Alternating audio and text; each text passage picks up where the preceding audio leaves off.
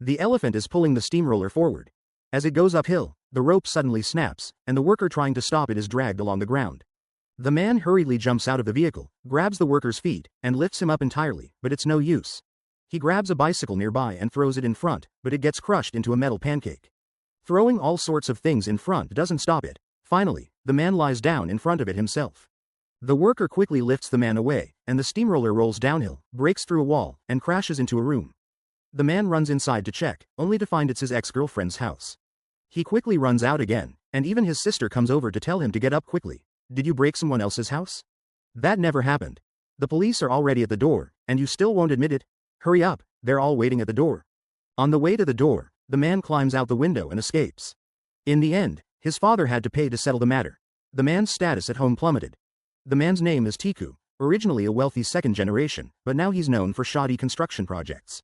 Seeing workers pouring asphalt and gravel in the middle of the road, he rushes forward and loudly scolds, "What are you doing?"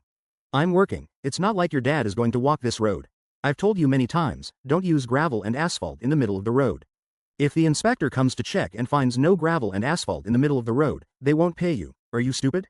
In India, officials and businessmen are like family. They only check the sides of the road, not the middle. Just sprinkle some coal cinders in the middle later. If you don't put gravel and asphalt, the drivers will notice. Don't worry about these issues now. Tiku's umbrella flew away in anger.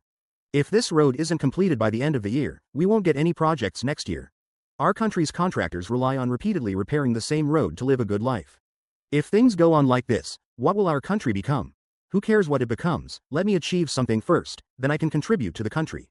I heard there's a new official at the municipal office. I'm going to meet them today, otherwise it might be hard to get paid later.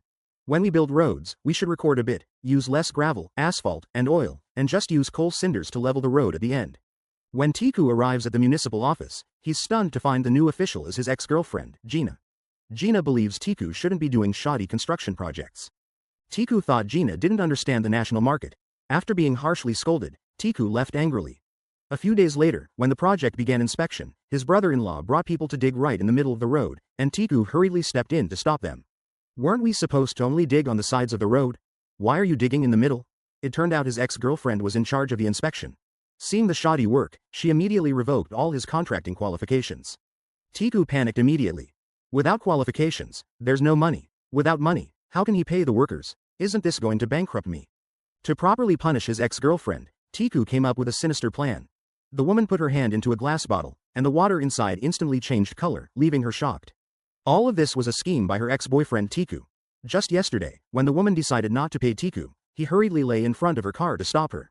To vent his anger, Tiku quietly went to Gina's house. After her brother left, Tiku knocked on Gina's door, claiming he wanted to return money to her brother.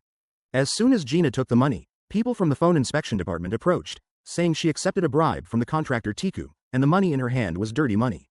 Seeing the water in the bottle change color, the woman was left speechless. When Tiku saw the news of his ex-girlfriend's arrest in the newspaper, he was overjoyed. At this moment, his subordinate excitedly told him that Gina had committed suicide by poisoning. Tiku was shocked. He didn't expect things to turn out this way. He quickly took a rickshaw to the hospital and, looking at the dying Gina on the hospital bed, his thoughts drifted back to the past. Back then, during university, she was still a passionate young woman. For the rights of the school teachers, she led her classmates in protests. It was then that Gina immediately took a liking to Tiku, and the two quickly developed a romantic relationship.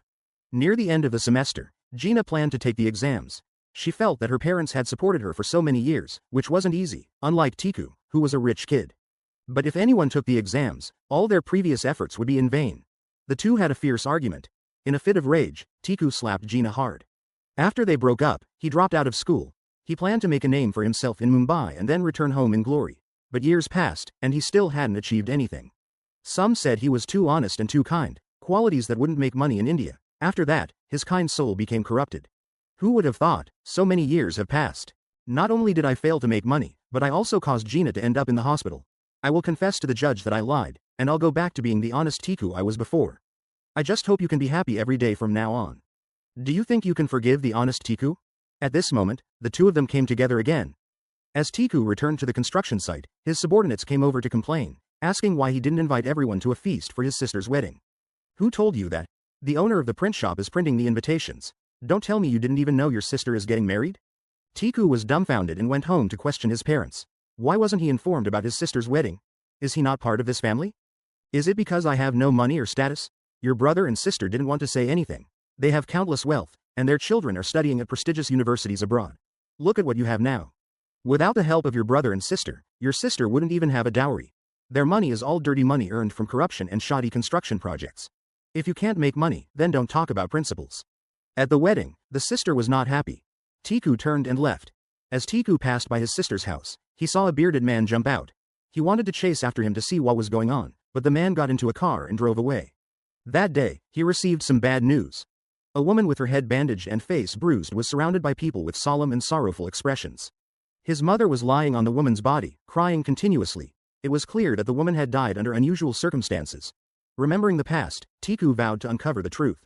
He went to Gina's office and unexpectedly found the bearded man there. Tiku angrily called him a thief. The bearded man admitted he went to the sister's house to steal because he was a victim of the bridge collapse. That bridge was built by his brother-in-law, and he went to the sister's house to gather evidence to expose their corruption. Later, Gina revealed the information on TV, prompting a group to hold an emergency meeting. Someone complained about who was so foolish to keep records. Another said that without records, no one would know who took the biggest share. The last 50 billion allocated for water pipe repairs. 3 years have passed, and you've only repaired less than 2 feet. Where did the rest of the money go? Watching everyone blame and accuse each other, the brother-in-law said he would handle the situation. Later, Gina was replaced at work, and the case wouldn't proceed smoothly. The three of them discussed what to do next. On the way back, just as the bearded man got into the car, a few people with machetes approached. He rushed up and wildly slashed at the bearded man. Tiku hurriedly stepped in to stop him, but by the time he got on the bus, the bearded man was already seriously injured. They rushed him to the hospital, but it was too late to save him. With his last breath, the bearded man said, "The evidence is at my house. Don't let it fall into their hands." Then he recounted what he saw that night. His sister was locked in a room, and the living room was filled with her brother-in-law's shady friends. They took turns going in and out of the room. After one man's head was smashed, his sister was brutally murdered. After speaking, Hu Zinan had no breath left. Tiku was shocked and quickly went to Hu Zinan's house, only to find it had been ransacked. Tiku called his brother-in-law, falsely claiming the location of the documents had been leaked and should be moved quickly.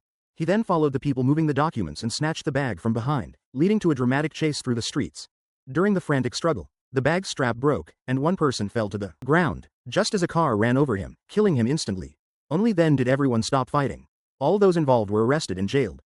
The gossipy relatives began to accuse Tiku, saying, "You can't just send them to jail out of jealousy for their wealth. You've ruined so many families. How are we supposed to live now?" His brother-in-law's shoddy construction projects destroyed many families. A newly built bridge collapsed the next day, affecting 65 families. The bodies lined the corridors, and they even made a driver with over 30 years of experience take the blame, claiming he blew up the bridge with a bomb because he couldn't get a raise. After the driver confessed, they cruelly silenced him by murder. "If it weren't for your husbands, my poor sister wouldn't have died so tragically. At least your husbands are still alive. What about my sister?" This left the gossipy relatives speechless. "I can't stay in this family any longer, lest you think I sent them to jail for the inheritance here." As Tiku was about to leave, his father called out to him. At the end of the movie, Gina found Tiku and said there would be many projects for him to handle. The two of them went on to live a shamelessly happy life together. The movie, Khatta Meetha, ends here. As for why the movie is called this, I never quite figured it out. The movie is 157 minutes long and includes several song and dance numbers. If you have time and like it, you can watch the original film. Alright, if you want to see more great movie reviews, please follow me. Bye bye. Yeah.